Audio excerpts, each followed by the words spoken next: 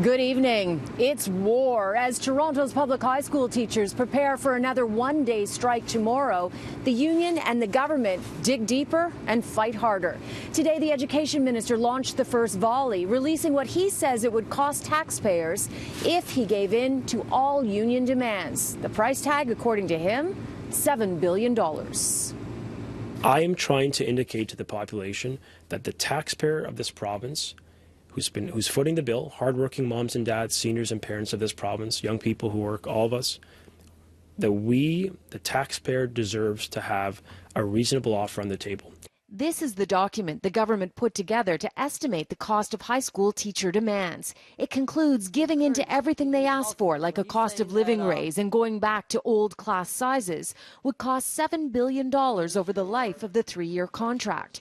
Not just for high school teachers, but for all education unions, because the new terms would apply to them as well.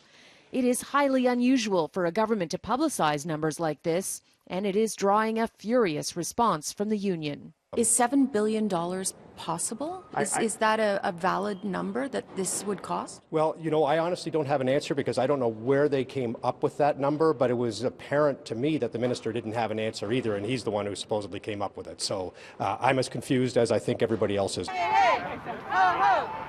All the cuts have got to go.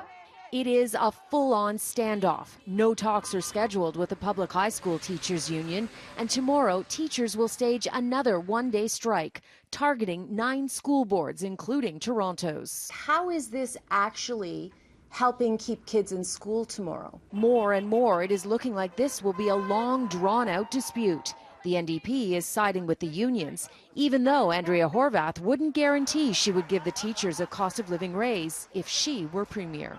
Today, what we're seeing from Mr. Lecce is an obvious, desperate attempt to make this about anything but Mr. Ford's class size hikes, teacher layoffs, and cuts to our children's education.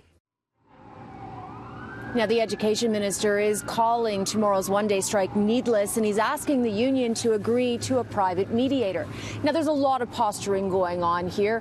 The government's numbers are the worst-case scenario, and of course, in negotiations, unions never get everything that they want. I did ask the education minister how much the last teacher's contract cost province-wide for all education sector unions, so we could put this in context. However, he was unable to give me the answer.